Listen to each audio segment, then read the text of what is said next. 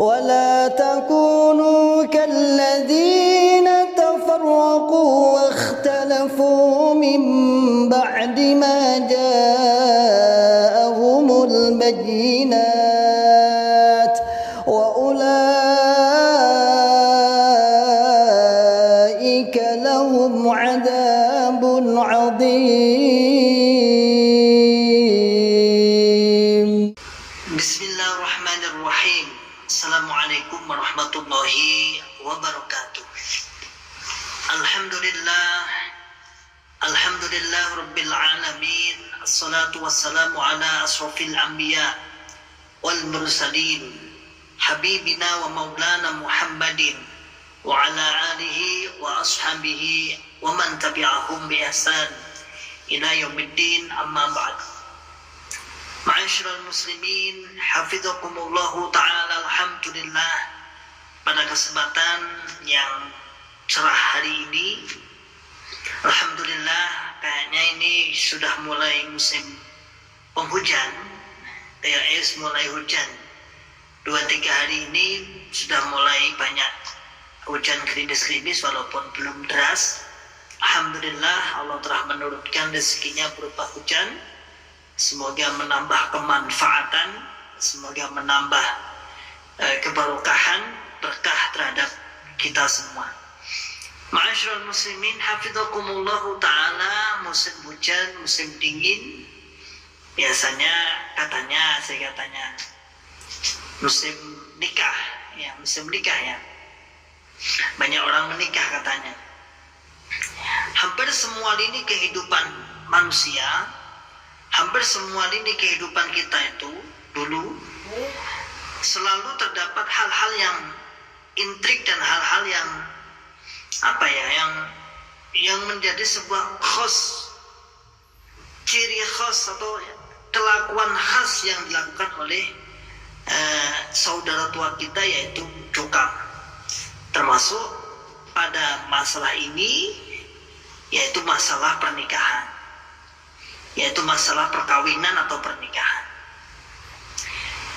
Kita akan sedikit membahas tentang pernikahan, proses pernikahan, kemudian apa-apa saja yang di dalam pernikahan itu yang secara umum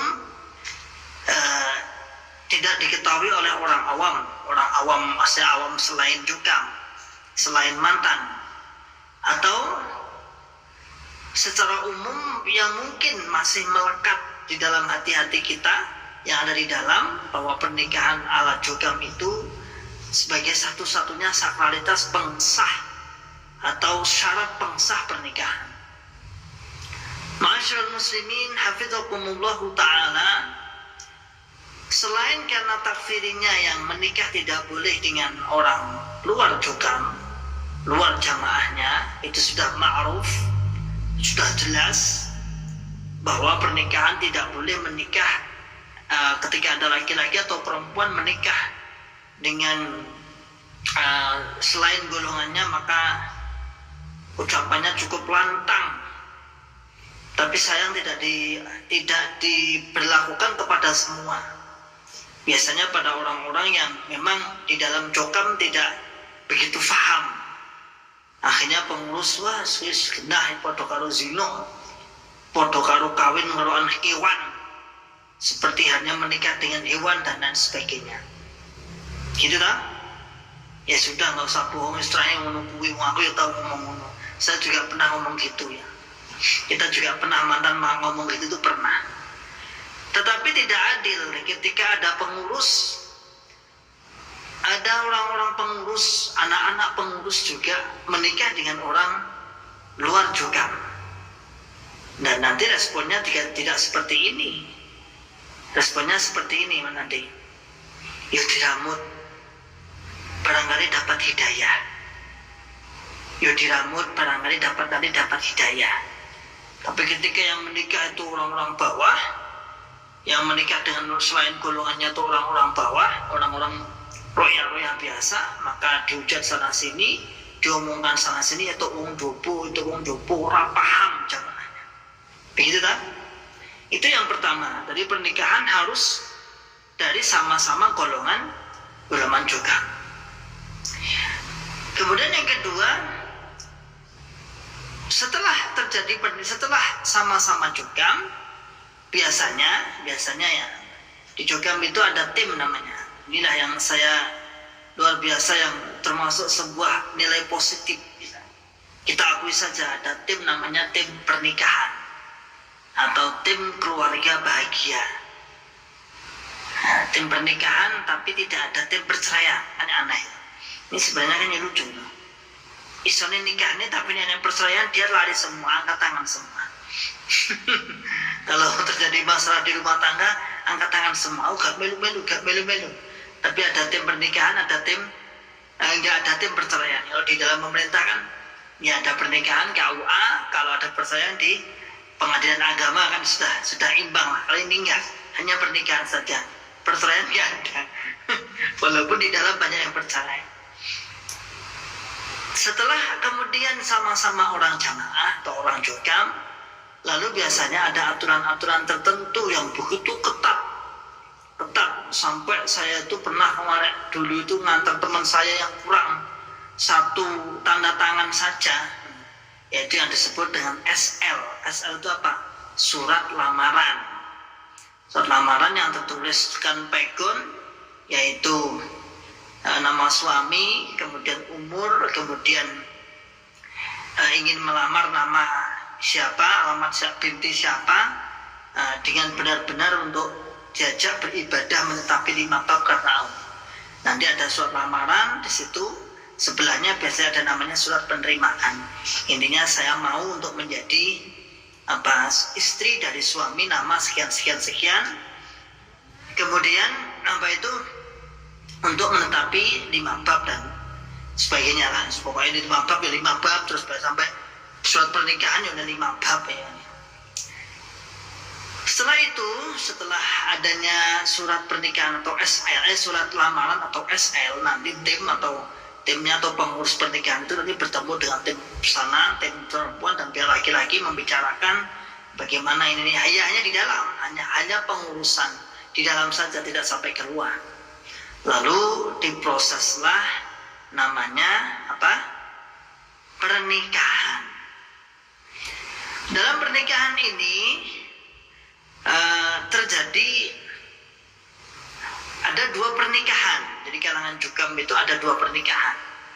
Yang pertama yang disebut dengan ND, yaitu nikah dalam.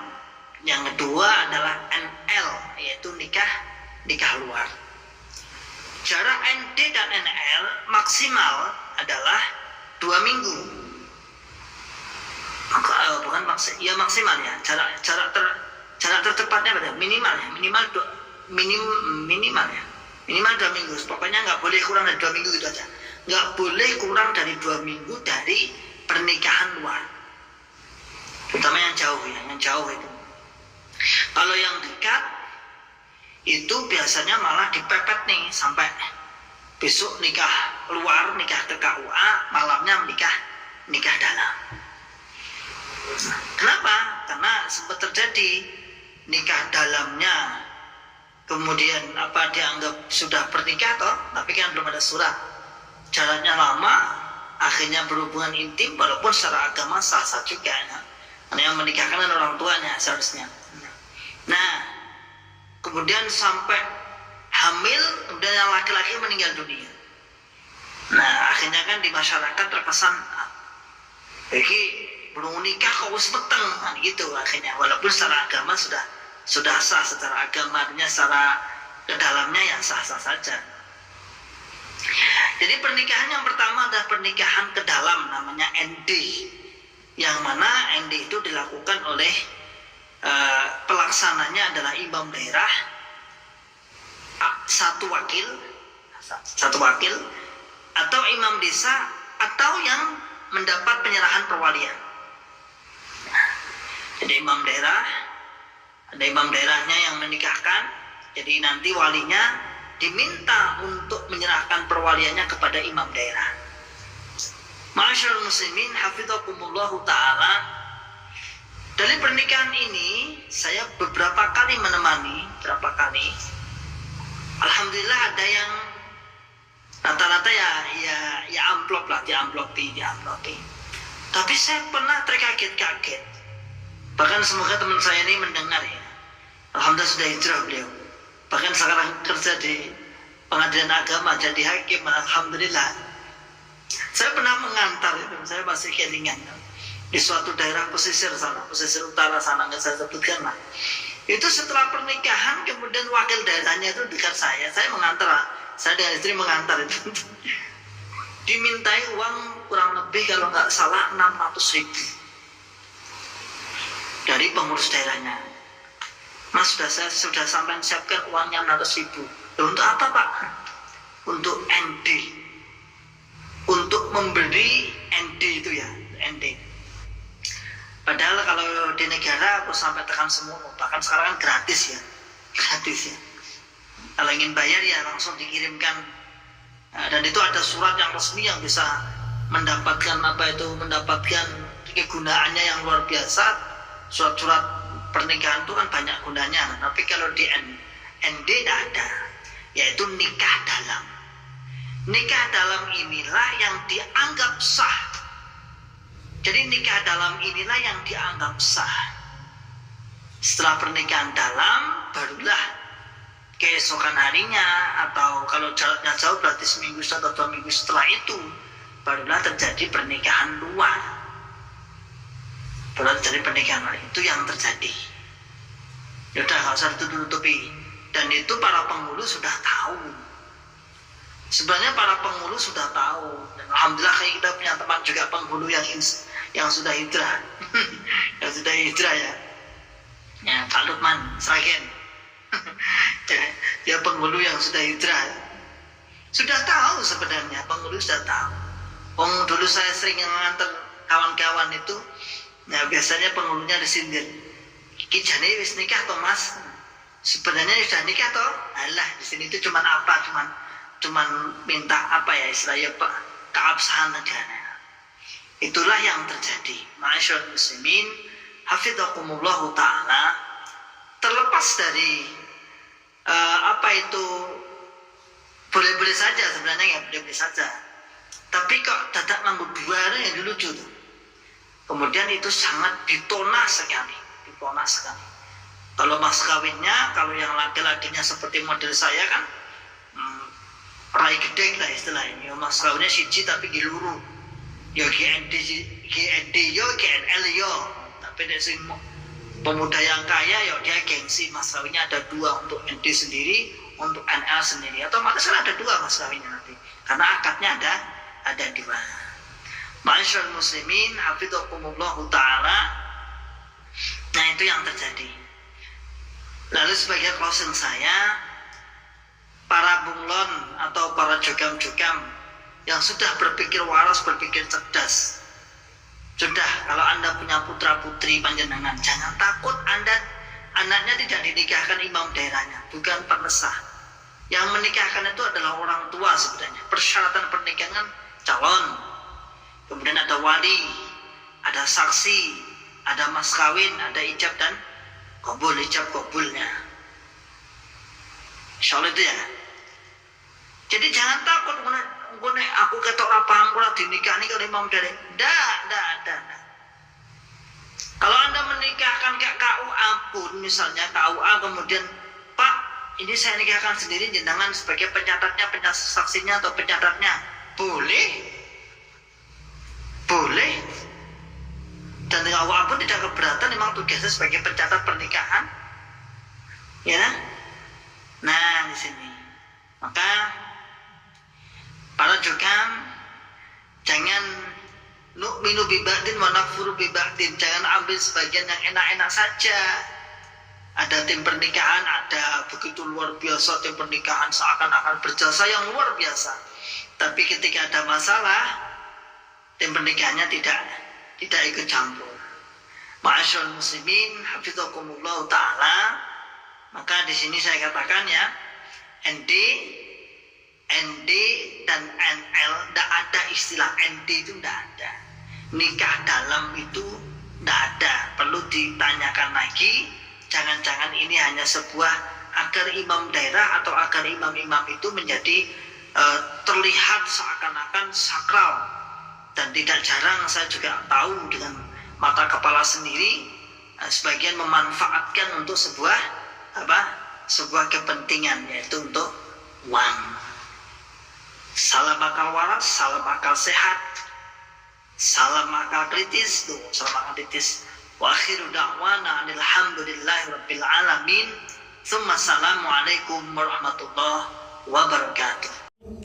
ولا تكونوا كالذين تفرقوا واختلفوا من بعد ما جاءهم البينات